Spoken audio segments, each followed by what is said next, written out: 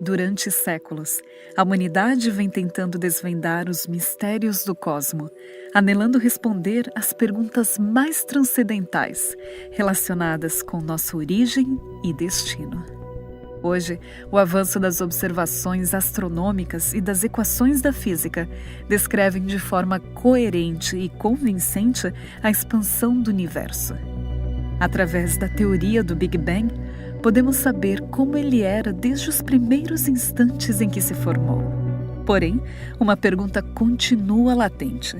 Em um ambiente carente de matéria, espaço e tempo, o que teria dado origem ao Big Bang?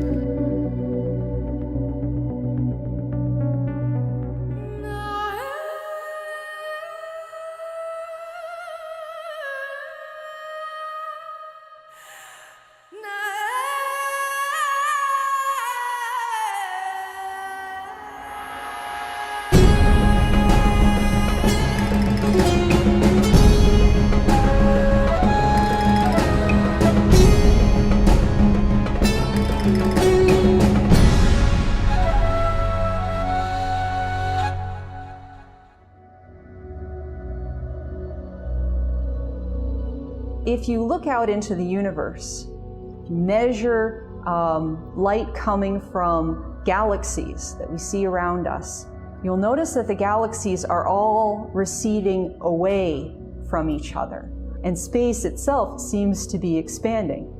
But as I said, if you run that tape backwards in time, that means everything comes together and that it all expanded outward explosively from that point. So another way I like to think about this, because I believe, God made the universe and everything in it, is that, in the Bible, we're not told what happened when God said, let there be a universe. But something big and exciting, I'm sure, was what happened. A partir do momento que aquele ponto começa a se expandir, a primeira entidade que surge são as radiações eletromagnéticas. Nós, humanos, conhecemos ela como a luz. Conforme ele se expande, a tendência é a temperatura diminuir. Com a temperatura diminuindo, foi possível o surgimento das primeiras partículas. Conforme o tempo vai passando, vai havendo essa expansão e vai esfriando, essas partículas começam a se unir, formando os primeiros átomos. O primeiro átomo, o mais simples de todos, é o átomo do hidrogênio. Essa sopa de átomos, ela começa a se interagir, e começam a surgir as primeiras estrelas. Mas chega um momento que o combustível primordial dela acaba, ou chega, não é mais sustentável a existência dela. E ela morre, espalhando todos esses átomos pelo universo. Essa que eu acabei de explicar, é basicamente o início do universo descrito por essa chamada teoria do Big Bang, baseada na teoria da relatividade geral de Einstein. Mas até então, quem dizia que o universo tinha um início não era a comunidade científica, era uma outra comunidade, a comunidade religiosa. Ali nós temos uma semana de 7 dias literais, na qual Deus criou o céu e a terra.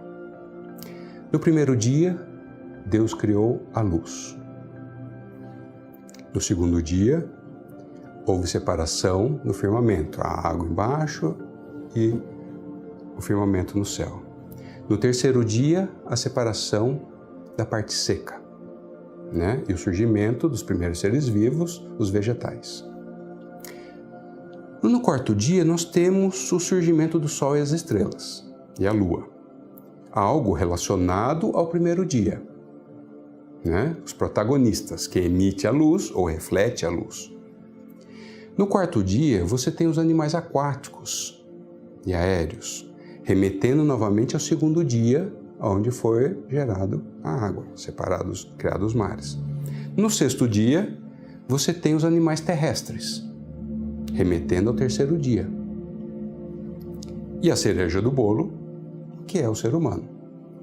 Se nós olharmos o que eu acabei de contar a respeito da teoria do Big Bang, nós vamos olhar que a sequência entre os 3 primeiros dias, ou esse paralelo entre os 3 últimos e os 3 primeiros dias, a sequência é a mesma. A primeira coisa que surgiu no universo a luz. A segunda coisa, os elementos leves. A água é formada de oxigênio e hidrogênio, elementos extremamente leves. A terra é formada por elementos mais pesados e até o ferro é formado no núcleo das estrelas. Nós medimos isso, nós vemos a emissão de ferro no núcleo das estrelas, né? Então a sequência entre as duas propostas para a criação do universo é a mesma. Mas isso poderia indicar que o relato da criação bíblica é coerente com as informações providas pela ciência? O Gênesis aponta para a criação do universo ou simplesmente se limita à criação da Terra? Estamos falando de um grande evento onde tudo surge imediatamente e a partir do nada? Ou poderiam ser eventos separados? When we read Genesis 1:1, it seems quite simple. In the beginning, God created the heavens and the earth. It's hard to imagine that there would be big debates about what this means. But there really are several different views, even among those who take the Bible seriously, trying to understand what this means. The first one, the traditional one, is to take this as a description of God's creating the universe, the heavens and the earth. The heavens referring to the one extreme of God's creation and the earth to the other extreme of God's creation. And so he's really saying the heavens and the earth is a shorthand for saying everything that was created. Then there are others who again believe that this is to be taken seriously, but they take the word heavens and earth as more limited. They take it in harmony with the use of the word heaven later in this chapter as referring to the sky of our planet and the earth as just our planet.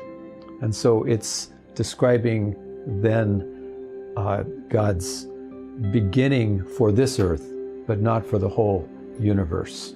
Then the other difference is to whether we take this verse as an independent clause, as a regular statement, in the beginning God created the heavens and the earth, or we take it as a dependent clause. When God began to create the heavens and the earth, comma, the earth was without form and void and so forth. And that makes a big difference. Independent clause, as a full sentence, then it implies that God was before everything, that it was we say it in Latin, creatio ex nihilo, creation out of nothing. That before God, there was nothing except God. Whereas if you take it as when God began to create the heavens and the earth, comma, the earth was, well, it assumes that the earth is already in existence as God's starting to create. So is the earth then existing forever? Are the heavens existing forever? Is matter eternal, just as God is eternal? Well, the text doesn't answer it.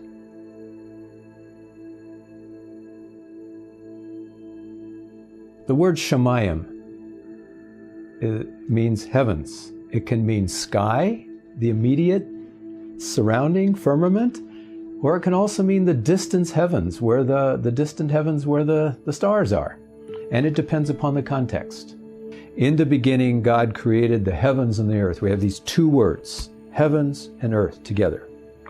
And often when you, in the Hebrew, have two words that represent extremes, we call this a merism, and they're an expression of the totality by mentioning the two extremes of the totality, in which case this would be a shorthand for saying in the beginning God created the whole universe, the heavens and the earth, the two extremes. I personally believe the context favors taking verse 1, heaven and earth, as a merism, and then in the succeeding verses, we not only have the mention of heaven, but we also have the mention of earth, and we have then the mention of seas. They're all three named. God named heaven, He named earth, and He named seas. Now there's three things, not just two. with three things, you don't have a merism anymore. You don't have the two extremes. And so I argue that in verses 3 and following, we're not talking about the universe anymore. We're focused in on the earth, but we're focused upon the three habitats. The heavens where the birds inhabit, and the earth where the land creatures inhabit, and the sea where the fish inhabit. So God is actually creating three habitats for this earth. A maioria dos estudiosos concorda com o fato de que a Bíblia não é um livro de ciência. Embora algumas coisas possam ser deduzidas de suas linhas ou entrelinhas, a maior parte dos aspectos científicos não são sequer mencionados em suas páginas. No entanto, já que a ciência não consegue explicar de onde veio a singularidade que deu origem ao universo e que teria provocado sua posterior expansão, na hora de buscar respostas sobre as origens, poderia ser que os únicos detalhes relacionados com a gênese do Big Bang só os encontraremos no primeiro capítulo da Bíblia. No princípio, criou Deus os céus e a terra. Every day, throughout all these 6 days of creation, begins with the words, "And God said, let there be light. And God said, let there be a firmament. And God said." So every day starts with "and God said." But the first "and God said" is in verse 3. So what about those first two verses? They seem to be outside the first day of the creation week. And my answer to that is, yes, God created them. The first 2 days are describing also God's creation, but an earlier creation where he creates the raw materials and then he starts forming and filling them. I don't take that position because I'm trying to harmonize with science. I take it because I think it's the best reading of the Hebrew text. One advantage for science with the interpretation that I'm suggesting is that if God created in the first stage long ago, we don't know how long ago, then the light that's coming from these stars that are many billions of light years away, maybe he did create those billions of years ago, and we're just now getting the light from them. And the rocks that we test to be very old, well, maybe those were very old because he created the rocks, the raw materials of this earth, a long time ago. But it does not affect what we say about life on earth. That was within the 6 days of creation very recently, according to the genealogies of Genesis chapter 5 and Genesis chapter 11. Se o universo foi criado em um momento desconhecido para nós no tempo, em um princípio do qual não temos referência, isso indicaria que a criação não aconteceu em uma semana literal? Uno puede acercarse al texto bíblico a nivel interpretativo desde la metodología de confiar en el texto bíblico y creer en el texto bíblico.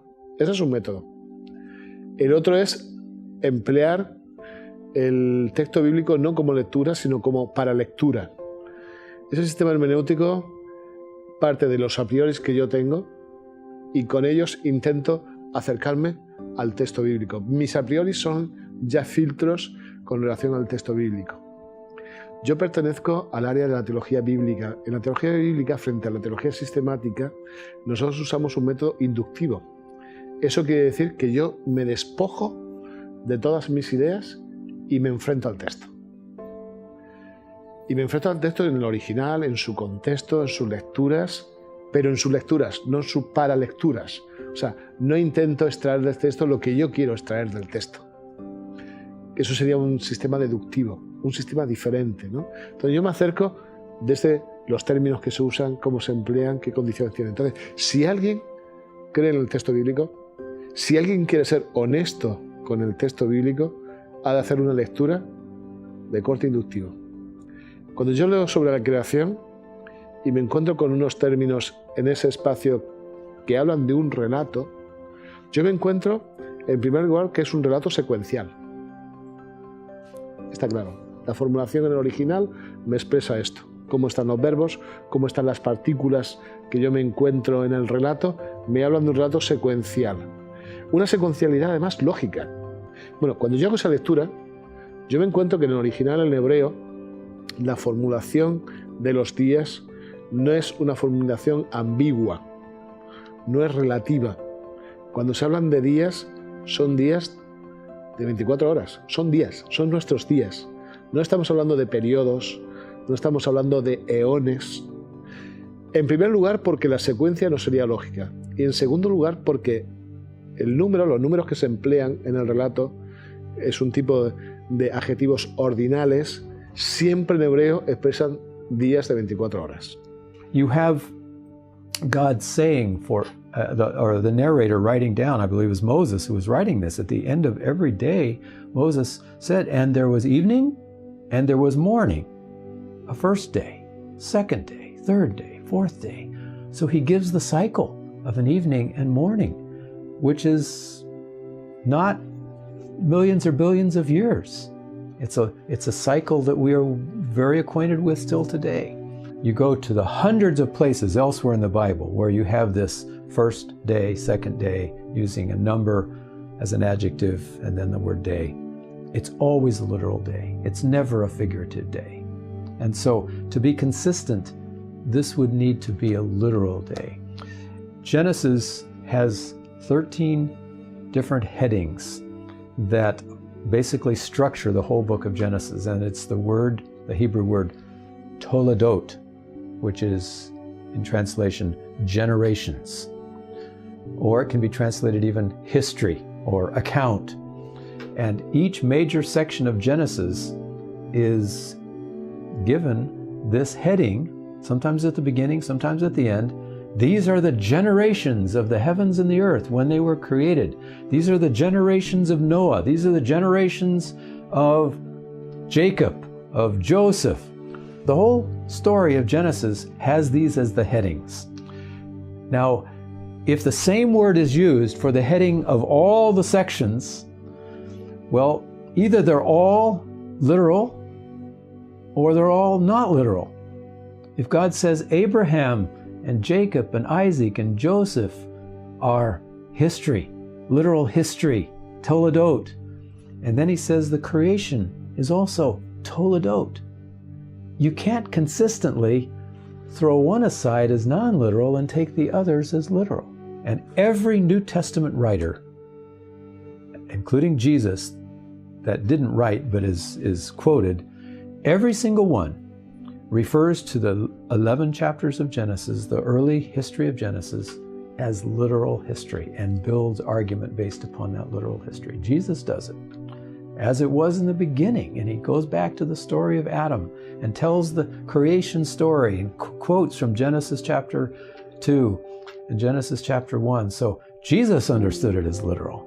Mira, yo tengo un principio hermenéutico que me ha hecho mucho bien en mi vida. Cuando no entiendo un texto bíblico, la culpa no la tiene el texto. La culpa es que yo no entiendo el texto. Yo no lo comprendo. No es que el texto se equivoca. Si algo no funciona en mi interpretación, tengo que tener más paciencia. Tengo que investigar más. A lo mejor estoy usando un proceso mental que no es el correcto porque mi mentalidad greco-romana me lleva a un proceso de pensamiento y el proceso de pensamiento es otro. Te voy a dar un ejemplo muy curioso. Cuando la gente estudia los evangelios y ve relatos distintos, misma escena y parecen distintos, dice, ¿cuál es cierto? ¿Este o este? Uno de los dos no puede ser cierto. Esa es la mentalidad greco-romana. Nosotros funcionamos por análisis, por datos suplementarios. Puede ser este o este. Sin embargo, nosotros pensamos o intentamos pensar con mentalidad semítica, que es complementaria, puede decir, es esto y esto. Ambos juntos me permiten un paisaje más amplio del relato. A lo mejor teníamos que cambiar nuestra manera de pensar para entender bien el proceso bíblico. Con relación a la semana literal, yo creo que pasa algo parecido. O sea, ¿por qué razón tenemos que adaptar con nuestra información actual al texto bíblico y modificarlo. Entonces, es muy fácil, o lectura o para lectura. O creo y soy honesto, o lo uso como excusa e interpreto mis a prioris. Puedes encontrar una vía u otra, cada uno tiene que elegir. A mí me parece más honesta la primera, ¿no? O primeiro capítulo de Gênesis ressalta quem criou e quando o fez, dentro de um espaço onde, evidentemente, o tempo já existia, mas foi configurado. E esta configuração tem acompanhado ao homem desde sempre. 7 dias, 1 semana. É curioso observar que todas as configurações do tempo se relacionam com os movimentos dos astros. A rotação é o curso de um dia. A translação define o curso de um ano. Os movimentos da Lua, o curso de um mês. Mas a única referência que encontramos do estabelecimento da semana está no livro de Gênesis. Não há nenhum astro, sol ou lua, ou nenhum ciclo natural óbvio a que podemos atribuir diretamente este pequeno período. E é curioso que quase todas as culturas da Terra seguem esta mesma unidade de tempo. O mais intrigante é que a nossa própria biologia respeita o ciclo de 7 dias.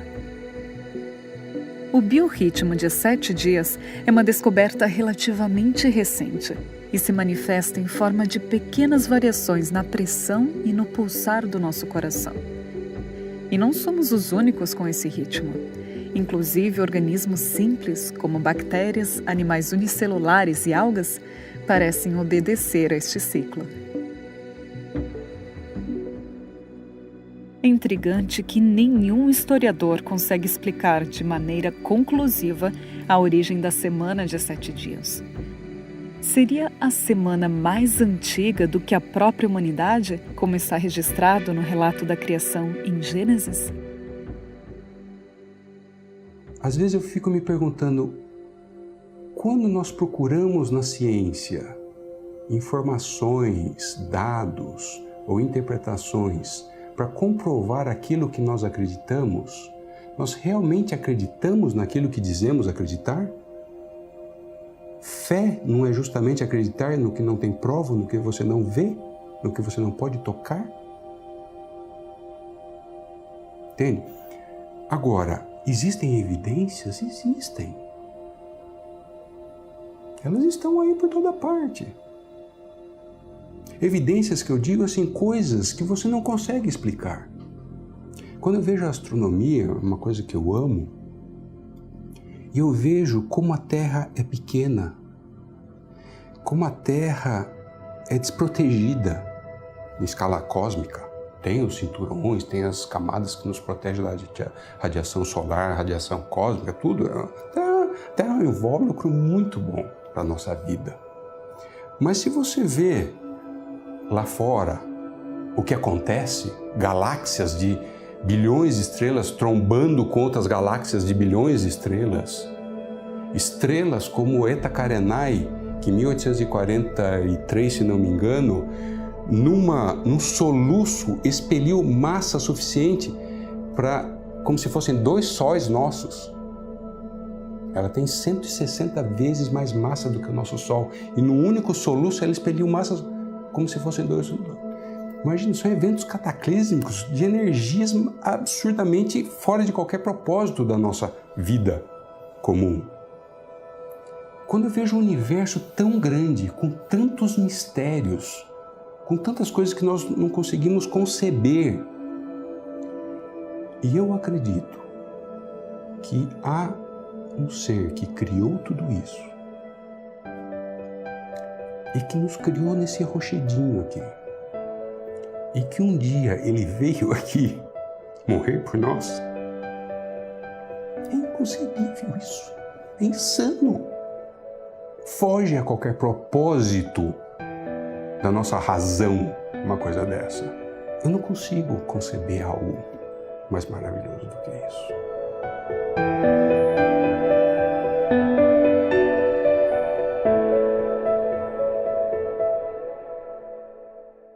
No princípio, Criou Deus os céus e a terra. No princípio era o Verbo.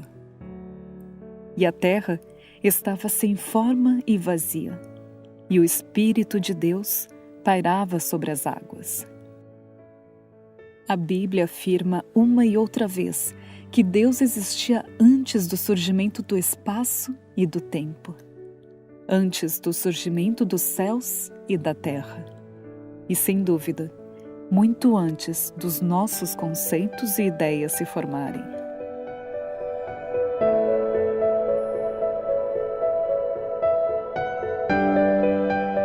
Ele existia no princípio, em nosso princípio, o que sugere que ele existia ainda antes de todo o começo, além dos limites do tempo.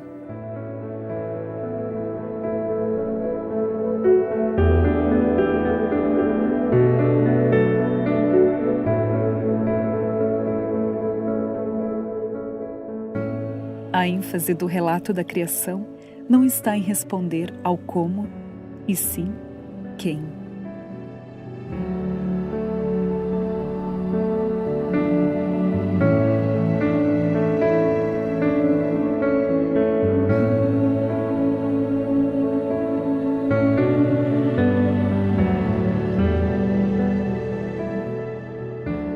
Aquele cuja inteligência, sofisticação e capacidade de nos criar nos supera como o infinito supera o tempo.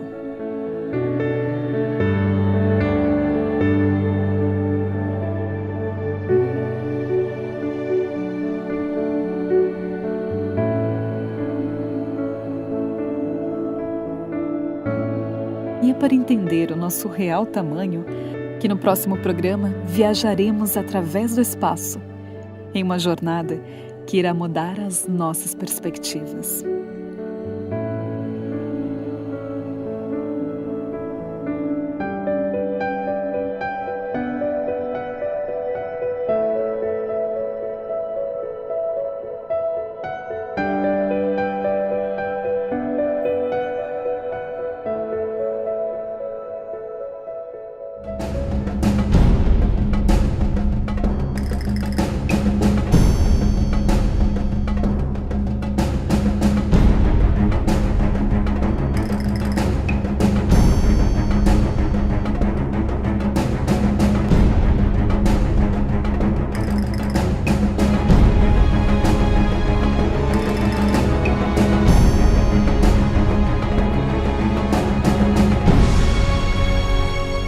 Semana. É curioso observar que todas as configurações do tempo se relacionam com os movimentos dos astros. A rotação é o curso de um dia, a translação define o curso de um ano, os movimentos da Lua, o curso de um mês. Mas a única referência que encontramos do estabelecimento da semana está no livro de Gênesis.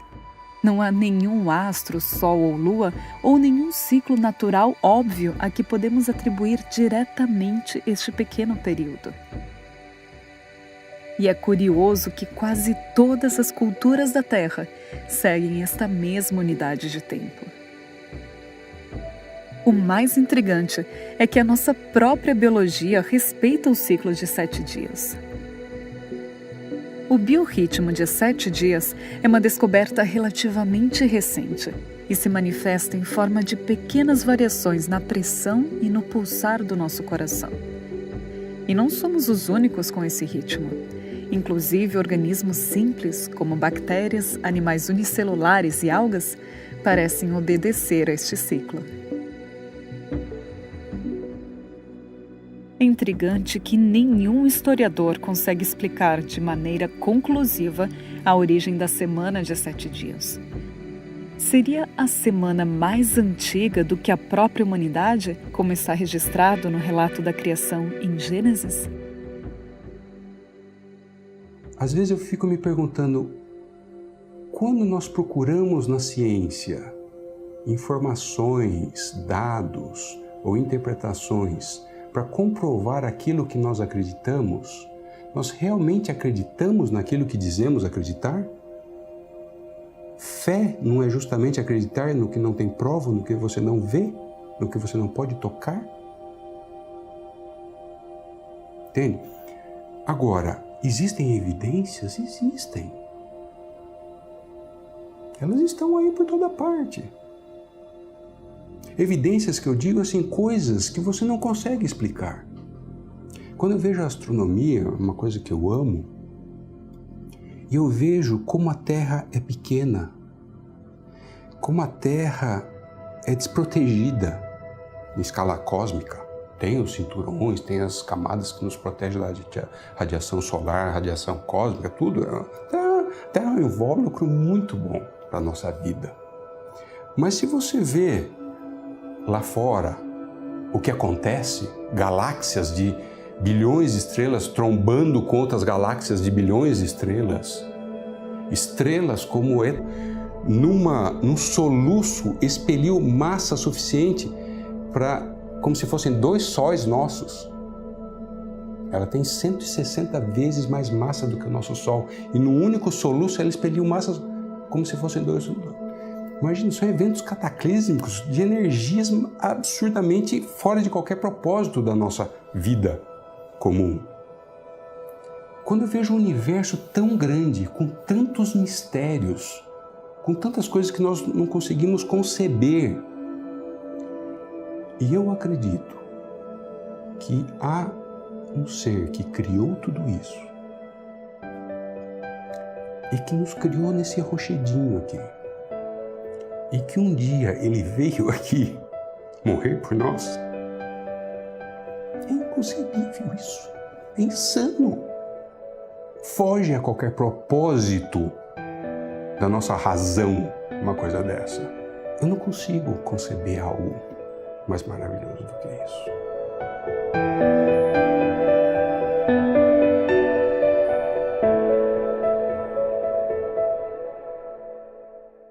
No princípio, criou Deus os céus e a terra.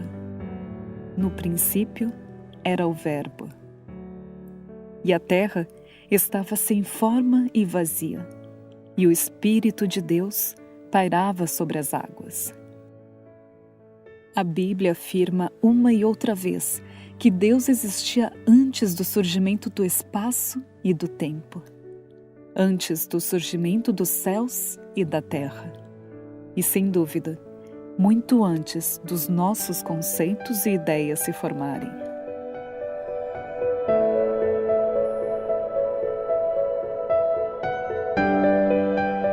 Ele existia no princípio, em nosso princípio, o que sugere que ele existia ainda antes de todo o começo, além dos limites do tempo.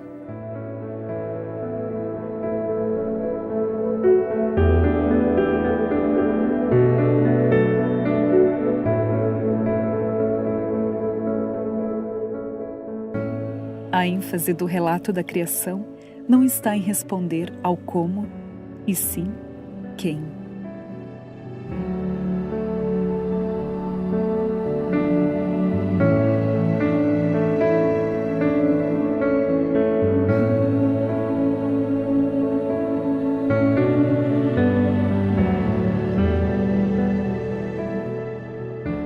Aquele cuja inteligência, sofisticação e capacidade de nos criar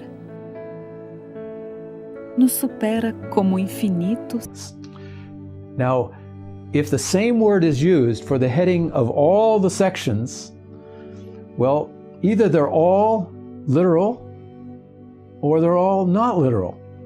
If God says Abraham and Jacob and Isaac and Joseph are history, literal history, Toledot, and then he says the creation is also Toledot, you can't consistently throw one aside as non-literal and take the others as literal.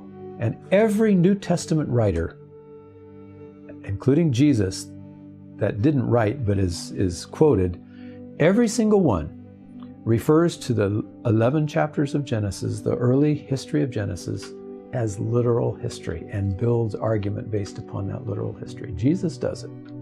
as it was in the beginning. And he goes back to the story of Adam and tells the creation story and quotes from Genesis chapter 2 and Genesis chapter 1. So Jesus understood it as literal. Mira, yo tengo un principio hermenéutico que me ha hecho mucho bien en mi vida. Cuando no entiendo un texto bíblico, la culpa no la tiene el texto. La culpa es que yo no entiendo el texto. Yo no lo comprendo. No es que el texto se equivoca. Si algo no funciona en mi interpretación, tengo que tener más paciencia. Tengo que investigar más. A lo mejor estoy usando un proceso mental que no es el correcto porque mi mentalidad greco-romana me lleva a un proceso de pensamiento y el proceso de pensamiento es otro. Te voy a dar un ejemplo muy curioso. Cuando la gente estudia los evangelios y ve relatos distintos, misma escena y parecen distintos, dice, ¿cuál es cierto? ¿Este o este? Uno de los dos no puede ser cierto. Esa es la mentalidad greco-romana. Nosotros funcionamos por análisis, por datos suplementarios. Puede ser este o este. Sin embargo, cuando nosotros pensamos o intentamos pensar con mentalidad semítica, que es complementaria, puede decir, es esto y esto. Ambos juntos me permiten un paisaje más amplio del relato. A lo mejor teníamos que cambiar nuestra manera de pensar para entender bien el proceso bíblico. Con relación a la semana literal, yo creo que pasa algo parecido. O sea, ¿por qué razón tenemos que adaptar con nuestra información actual al texto bíblico y modificarlo? Entonces, es muy fácil, o lectura o para lectura. O creo y soy honesto, o lo uso como excusa e interpreto mis a prioris. Puedes encontrar una vía u otra, cada uno tiene que elegir. A mí me parece más honesta la primera, ¿no?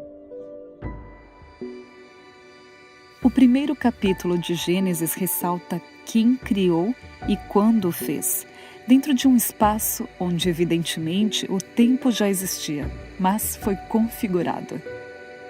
E esta configuração... The two extremes. I personally believe the context favors taking verse 1, heaven and earth, as a merism, and then in the succeeding verses, we not only have the mention of heaven, but we also have the mention of earth, and we have then the mention of seas. They're all three named. God named heaven, he named earth, and he named seas. Now there's three things, not just two. With three things, you don't have a merism anymore. You don't have the two extremes. And so I argue that in verses 3 and following, we're not talking about the universe anymore. We're focused in on the earth, but we're focused upon the three habitats. The heavens where the birds inhabit, and the earth where the land creatures inhabit, and the sea where the fish inhabit. So God is actually creating three habitats for this earth. A maioria dos estudiosos concorda com o fato de que a Bíblia não é um livro de ciência. Embora algumas coisas possam ser deduzidas de suas linhas ou entrelinhas, a maior parte dos aspectos científicos não são sequer mencionados em suas páginas. No entanto, já que a ciência não consegue explicar de onde veio a singularidade que deu origem ao universo e que teria provocado sua posterior expansão, na hora de buscar respostas sobre as origens, poderia ser que os únicos detalhes relacionados com a gênese do Big Bang só os encontraremos no primeiro capítulo da Bíblia. No princípio, criou Deus os céus e a terra. Every day, throughout all these 6 days of creation, begins with the words, "And God said, let there be light. And God said, let there be a firmament. And God said." So every day starts with "and God said." But the first "and God said" is in verse 3. So what about those first two verses? They seem to be outside the first day of the creation week. And my answer to that is, yes, God created them. The first 2 days are describing also God's creation, but earlier creation, where he creates the raw materials, and then he starts forming and filling them. I don't take that position because I'm trying to harmonize with science. I take it because I think it's the best reading of the Hebrew text. One advantage for science with the da nossa razão, uma coisa dessa. Eu não consigo conceber algo mais maravilhoso do que isso.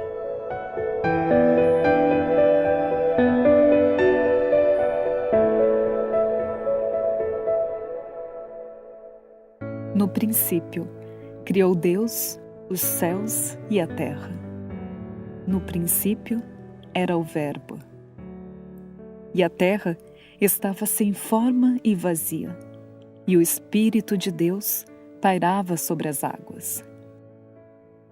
A Bíblia afirma uma e outra vez que Deus existia antes do surgimento do espaço e do tempo, antes do surgimento dos céus e da terra, e sem dúvida, muito antes dos nossos conceitos e ideias se formarem.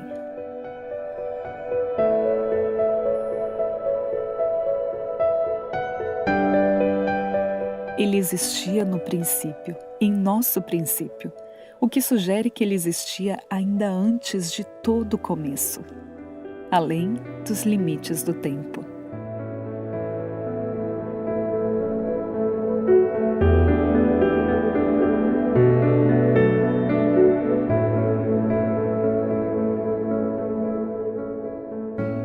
A ênfase do relato da criação não está em responder ao como, e sim quem.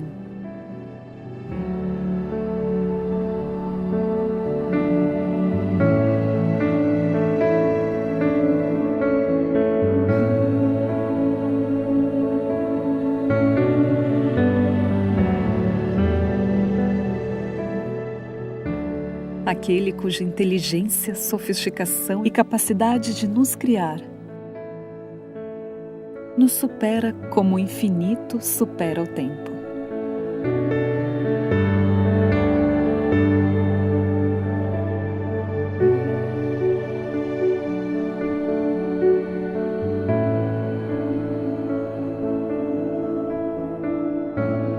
E é para entender o nosso real tamanho que no próximo programa viajaremos através do espaço, em uma jornada que irá mudar as nossas perspectivas.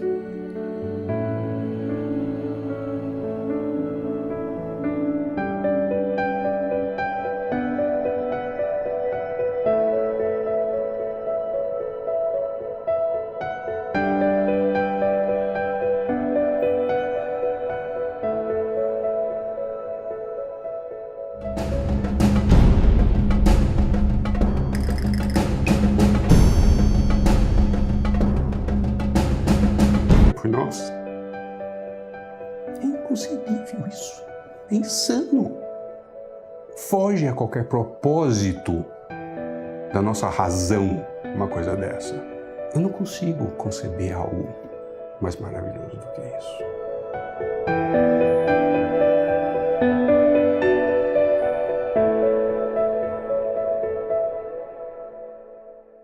No princípio, criou Deus os céus e a terra.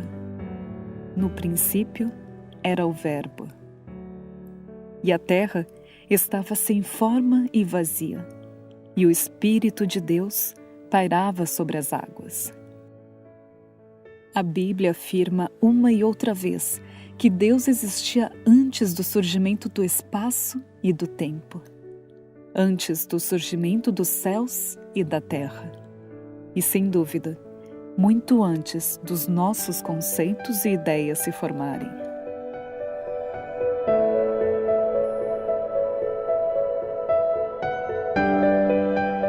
Ele existia no princípio, em nosso princípio, o que sugere que ele existia ainda antes de todo o começo, além dos limites do tempo.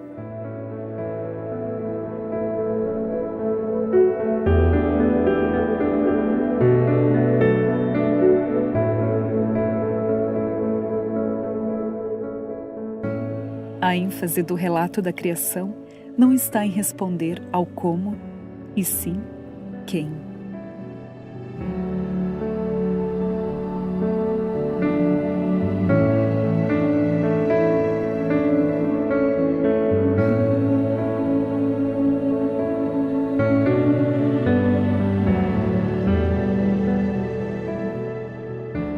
aquele cuja inteligência, sofisticação e capacidade de nos criar nos supera como o infinito supera o tempo.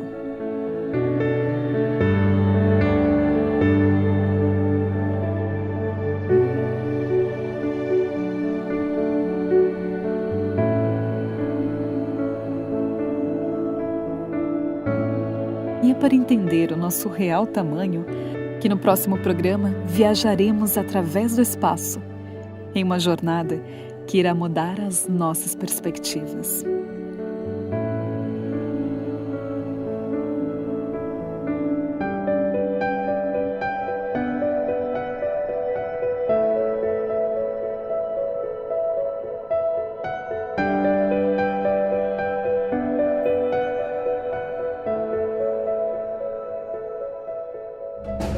Firmament, or it can also mean the distant heavens, where the distant heavens where the stars are.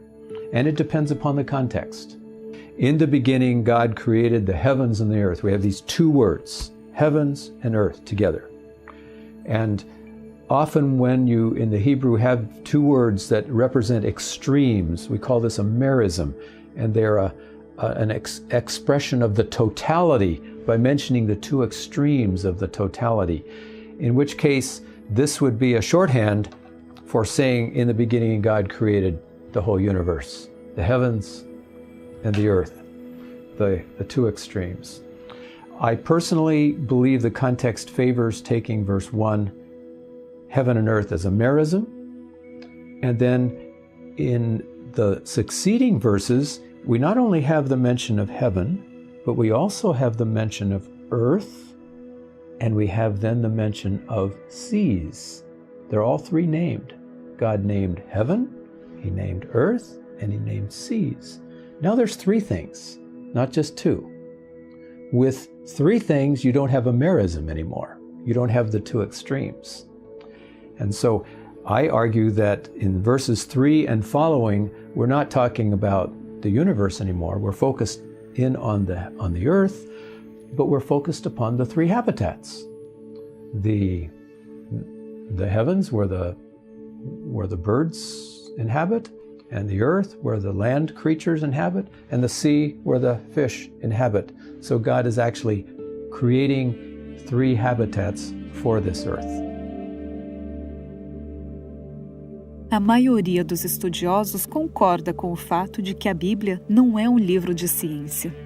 Embora algumas coisas possam ser deduzidas de suas linhas ou entrelinhas, a maior parte dos aspectos científicos não são sequer mencionados em suas páginas. No entanto, já que a ciência não consegue explicar de onde veio a singularidade que deu origem ao universo e que teria provocado sua posterior expansão, na hora de buscar respostas sobre as origens, poderia ser que os únicos detalhes relacionados com a gênese do Big Bang só os encontraremos no primeiro capítulo da Bíblia. No princípio, criou Deus os céus e a terra. Every day, throughout all these 6 days of creation, begins with the words, "And God said, let there be light. And God said, let there be a firmament. And God said." So every day starts with "and God said." But the first "and God said" is in verse 3.